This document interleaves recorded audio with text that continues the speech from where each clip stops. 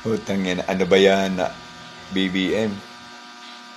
Pati na ang pamilya mo ay sumusuporta na suporta ng ebidensya ang mga akusasyon sa iyo. Trilyones pala.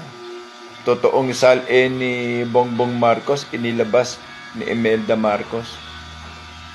Ano na nangyayari? Mabigat na ba?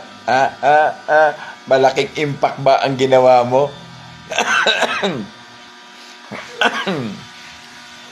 Nahihirinan to di ako partawanan ka.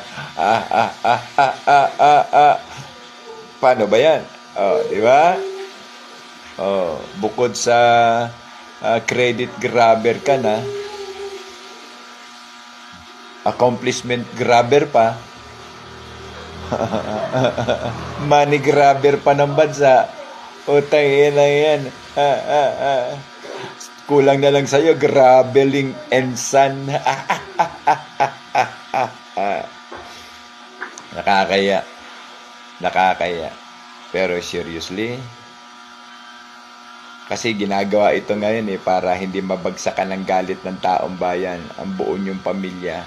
Kapag may nangyari sa matanda, dilug